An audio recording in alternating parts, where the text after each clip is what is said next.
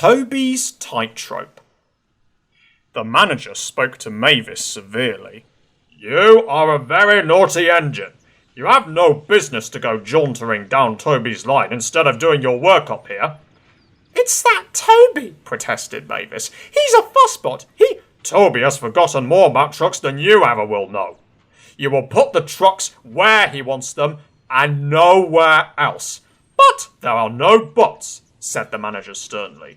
"You will do as you are told, or else." Mavis stayed good for several days. Mavis soon got tired of being good. "Why shouldn't I go on Toby's line?" she grumbled. She started making plans. At the top station, the siding arrangements were awkward. To put trucks where Toby wanted them, Mavis had to go backwards and forwards, taking a few at a time. "If," she suggested to her driver, "we used the teeniest bit of Toby's line, we could save all this bother." Her driver, unsuspicious, spoke to the manager, who allowed them to go as far as the first level crossing. Mavis chuckled, but she kept it to herself. Frost hindered work in the quarry, but a thaw made them busy again. More trucks than ever were needed.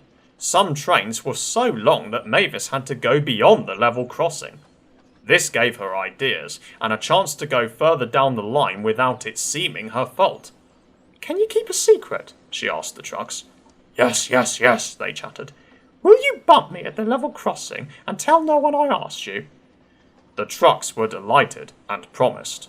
It was unfortunate that Toby should have arrived while Mavis was elsewhere and decided to shunt them himself.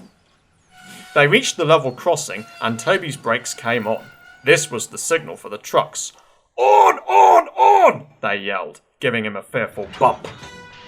His driver and fireman, taken unawares, were knocked over in the cab, and before they could pick themselves up, Toby was away, with the trucks screaming and yelling behind him. What none of them realised was that with the warmer weather, melted snow from the mountains had turned a quiet stream into a raging torrent, and that the supports of the bridge that they were approaching had already been undermined.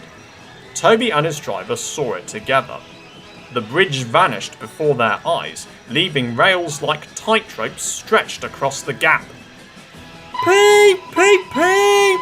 whistled Toby. His driver, still dazed, fought for control. "Shut regulator, reverser hard over, full steam against the trucks. Hold them, boy, hold them, it's up to you." Nearer and nearer they came. Toby whistled despairingly. Though their speed was reduced, braking was still risky, but it was all or nothing now.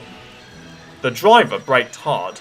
Toby went into a squealing slide, groaned fearfully, and stopped, still on the rails, but with his wheels treading the tightrope over the abyss. Mavis was horrified. She brought some men who anchored Toby with ropes while she pulled the trucks away. Then she ran to the rescue. "Hold on, Toby," she tooted. "I'm coming!" Ropes were fastened between the two engines. Toby still had steam and was able to help, so he was soon safe on firm track and saying "thank you" to Mavis. "I'm sorry about the trucks," said Mavis. "I can't think how you managed to stop them in time." "Oh well," said Toby. "My driver's always told me about circus people who walk tightropes, but I just didn't fancy doing it myself."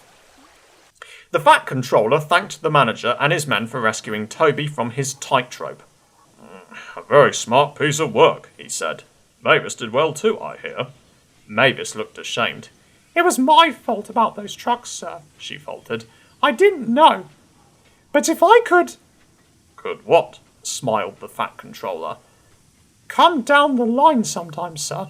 Toby says he'll show me how to go on." "Certainly, if your manager agrees." And so it was arranged. Mavis is now a welcome visitor at Farquhar Shed.